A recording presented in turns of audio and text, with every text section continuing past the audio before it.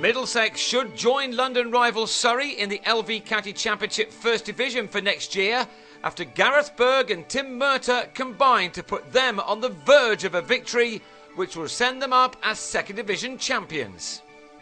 The two had raced their side to 400 on the previous evening with an unbroken partnership of 81, and knowing that they still needed to get at least a draw from this match to earn promotion, this pair continued their stand as they tried to get as big a lead as possible, having dismissed Leicestershire for 319 on the first day. They probably wouldn't have expected to do quite as well though, as they batted beautifully to create a new record for the county for the 9th wicket. Back in 1927, Patsy Hendren and Jack Durston put on 160 against Essex in Leighton, but this pair were to knock that record into a cocked hat. Berg had begun the day on 70, and 50 minutes into the third morning, he drove gorgeously through the offside to bring up just the second 100 of his career. It was a brilliant knock which had started under some pressure, with his side on 296 for 6 and still needing more batting bonus points. Yet he needed just 122 deliveries to reach three figures, with a knock which had put his side in complete control. And he soon celebrated with his 5th six in the innings off Jigger Nake on his way to a career best 130, just one game after he'd recorded his best ever bowling figures. This from a man who's missed much of the season through injury.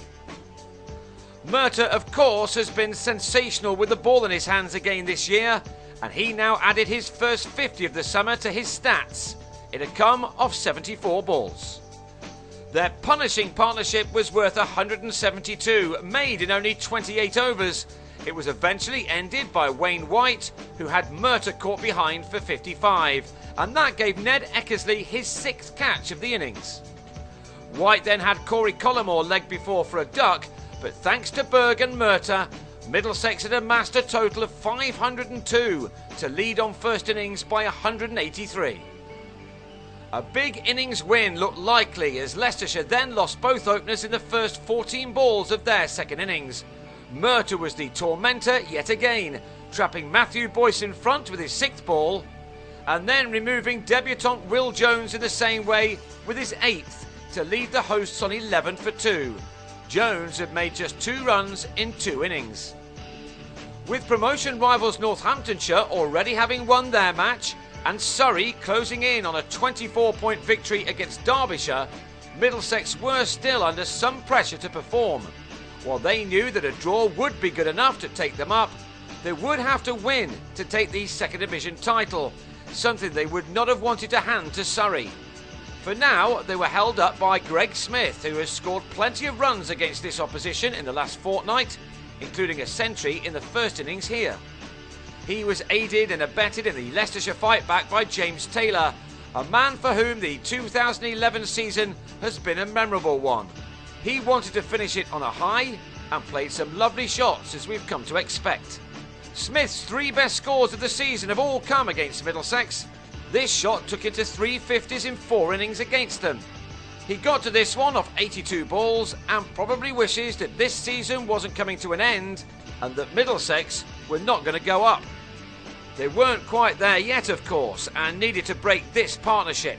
Taylor also made a 50 with a fortuitous shot, his coming off 89 deliveries in just under 2 hours.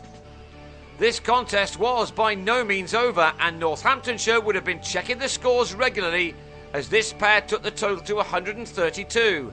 Then Jamie Dalrymple had Smith leg before for 58. At tea, Leicestershire had reached 147 for 3 to trail by only 36. Many a cricket match has been turned around from such a position, and if they could now dominate the final session of the day, then Middlesex would be having something of an uneasy night.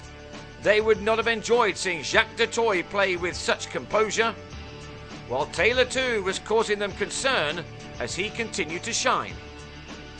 Middlesex were just a solitary run ahead when Taylor edged an attempted cut off Stephen Crook behind. It was a huge wicket for them, probably coming just in the nick of time. That's because it led to a mini collapse in the final hour, which took Middlesex to the brink of their dream. It was Ollie Rayner, on loan from Sussex, who became their hero, drawing du Toit into a false shot to be caught at mid-off by Berg. He then saw White turn this ball straight to Andrew Strauss at short mid-wicket, and Rob Taylor was bowled much to Rayner's amusement. From 182 for 3 and going well, Leicestershire had lost 4 wickets for 35 runs, as for the second day in a row, the visitors had come good in the last hour of the evening session. So they are nearly there. On 222 for 7, Leicestershire's lead is only 39 with just 3 wickets remaining, and an 11th defeat of the summer for them looks very likely.